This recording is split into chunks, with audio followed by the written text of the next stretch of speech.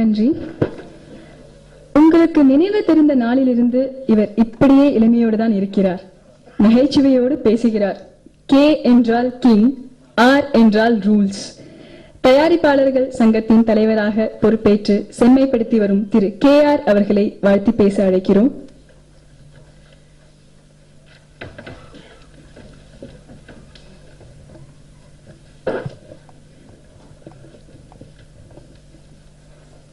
மதிப்பிற்கும் மரியாதைக்குரிய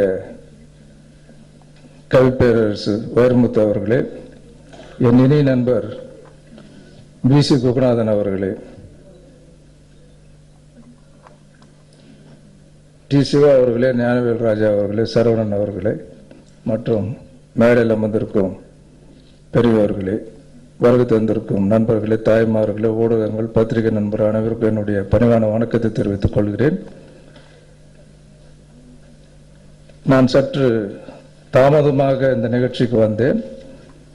வரும்போது கடைசி பாடல்கள் அருகில் மட்டும் வெளியிலிருந்து கேட்டேன்.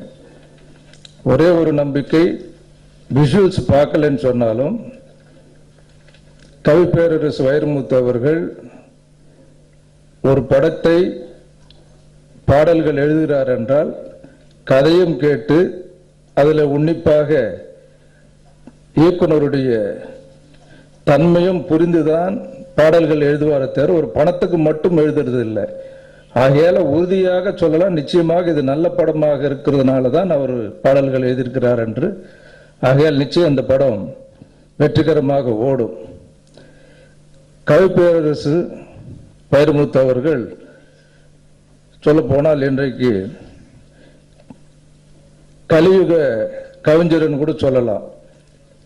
காரணம், ஏன் கலியுக கவிஞர் என்று சொல்றேன்னு சொன்னால், அருளும் பொருளும் ஒரு மனிதனுக்கு, ஒரு கவிஞருக்கு இருப்பது சில நேரங்களில் அரிது. அது நம்ம கவிப்பேரரசு அவர்களுக்கு விட்ட மட்டும் அந்த அருளும் பொருள். ஏன்னா அருள் இல்லைன்னா அந்த உலகத்தில் மரியாதை இல்லை, பொருள் இல்லைன்னா எந்த உலகத்தில் மரியாதை இல்லை. ரெண்டும் தெரிஞ்சுக்கிட்டு இந்த உலகத்துக்கு தகுந்த மாதிரி மக்களோட பழகுவதோடு இல்லாமல் அவருடைய மனிதநேயத்தை நாம் பாராட்டணும். காரணம், அவர் மேலே இருந்த மரியாதை எனக்கு ஒரு சந்தர்ப்பத்தில் அதிகமானதுக்கு காரணம், ஒரு வங்கி அதிகாரி, பேரு சொல்ல நான் விரும்பவில்லை, அருமையான மனிதர். அப்படி ஒரு மனிதரை இந்த கலை உலகம் நிறைய அவர்கிட்ட பயனடைஞ்சிருக்கு. அவர் அந்த பதவியை ரிட்டையர்ட் ஆகி பல சிக்கல்களில் சந்தித்து இருந்தப்போ ஒரு ஜனவரி 1 நான் அவர் சந்திக்க போயிருந்தேன். நாங்கள் வைரமுத்து அவர்களும் இருந்தார். அப்போதான் அவர் மேல இருந்த மரியாதை எனக்கு இன்னும் உயர்ந்தது. காரணம், பதவி இல்லைன்னாலும் ஒரு மனிதனுக்கு சிக்கல்களை இருந்தாலும் மனிதநேயத்தை நம்பி யார் ஒரு மனிதனை சந்திக்கிறாங்களோ அவர் தான் உண்மையான ஒரு மனிதனாக நான் கருதுகிறேன். அப்போதுதான் அவர் மேல எனக்கு மரியாதை இருந்தது. அது தொடர்ந்து நாங்களும் படங்களில் பழகியிருந்தாலும் அவருடைய ஆற்றல் பெரிய படமாக இருந்தாலும் சின்ன படமாக இருந்தாலும் பாராபட்சம் பார்க்காமல் கலந்து கொண்டு அந்த டெக்னீஷியனை பாராட்டுற விதம் நீங்க பார்த்தீங்கன்னு சொன்னால் உண்மையிலே அது மனதார பாராட்டக்கூடிய ஒரு மனசு அவர் பாராட்டும் போது தான் அதுக்கு அந்த அர்த்தம் புரியும். அப்படிப்பட்ட ஒரு நல்ல மனிதர் இந்த நிகழ்ச்சியில கலந்து கொண்டதுனால நிச்சயம் இந்த படம் மாபெரும் வெற்றி பெற வேண்டும். இதுல எல்லாமே டெக்னீஷியன்ஸ், மைக்கேல் இசையமைப்பாளர், புது இசையமைப்பாளர், நிறைய டெய்லி ஒரு இசையமைப்பாளர் வந்துகிட்டு இருக்காங்க. ஆனா இருந்தாலும் அதே போல படங்களும் அதிகமா வந்துகிட்டு இருக்கு. ஆனா அந்த அதிகமா படங்கள் வர்றதுனால இண்டஸ்ட்ரிக்கு நல்லதா இல்லையான்றது அது ஒரு தனி விமர்சனம். ஆனா நிச்சயமா வர்ற படங்கள், இப்போ ஞானவேல் ராஜா சொன்ன மாதிரி உண்மையில நான் தாமதமா வந்திருக்கு. இன்னொரு காரணம்,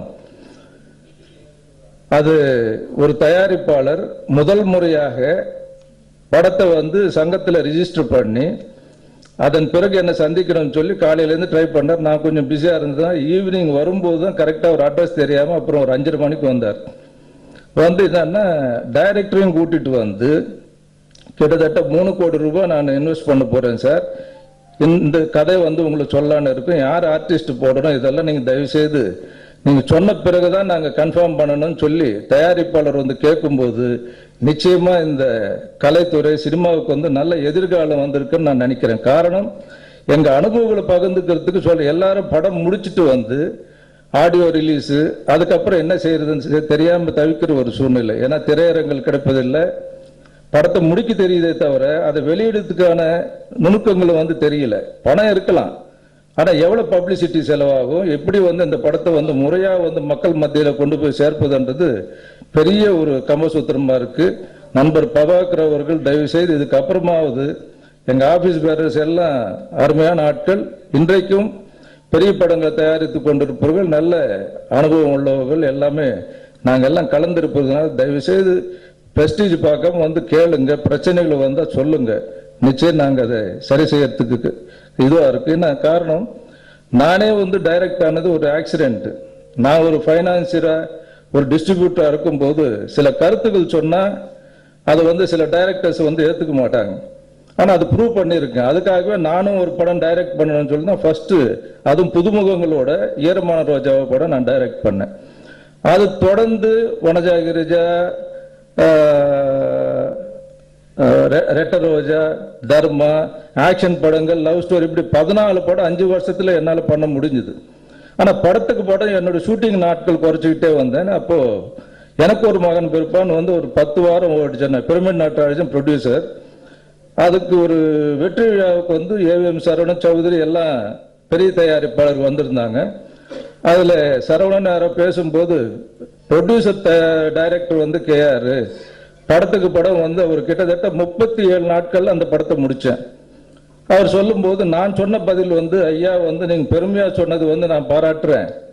படத்துக்கு படம் நான் வந்து ஷூட்டிங் நாட்கள் குறைக்கிறதே வந்து நான் எடுக்கிற நாட்கள் விட ஒரு நாளாவது அதிகமாக அந்த படம் ஓடணுன்ற ஒரே ஒரு காரணத்தினால்தான் நாட்கள் நான் குறைச்சிட்டு வரேன்னு சொல்லி. காரணம், இன்னைக்கு சினிமானுடைய லைஃப் வந்து குறைஞ்சி போச்சு. அதாவது மாத பத்திரிகை போய் இப்போ டெய்லி பத்திரிகை மாதிரி படங்கள் வருது. எவ்வளோ பெரிய படமாக இருந்தாலும் ஒரு ஷோ 2 ஷோக்கு மேலே தாங்க மாட்டேங்குது. சில படம் 1 வாரம் 2 வாரம் 3 வாரம், மேக்சிமம் 3 வாரத்துக்கு மேலே படமே இல்லை. ஸோ ஆக இயக்குநர்களும் தயவு செய்து பட்ஜெட் தயாரிப்பாளரும் காப்பாற்ற வேண்டும், அவங்களும் காப்பாற்றிக் கொள்ள வேண்டும், படமும் வெற்றி பெற வேண்டும் எல்லாரும். ஏன்னா பொருள் வந்து ரொம்ப முக்கியமான ஒரு விஷயம். அதனால இந்த சினிமாவை ரொம்ப நேசிக்கிறாங்க நம்ம தமிழ்நாட்டில் தான். உலகத்திலே நீங்க பார்த்தீங்கன்னா சினிமாவை நேசிக்கக்கூடிய கலைஞர்கள் அதிகமாக இருக்கிற ஒரே ஒரு ஸ்டேட்னு சொன்னா தமிழ்நாடு. ஆக எல்லாரும் கலந்து எந்த ஒரு நல்லதாக இருந்தாலும் கலந்து பேச நல்ல முடிவுகள் எடுத்து சினிமாவை காப்பாற்ற வேண்டும் என்று ஒரே ஒரு காரணத்தை சொல்லிக்கொண்டு இந்த வாய்ப்பளித்துக்கார் நன்றி கூறி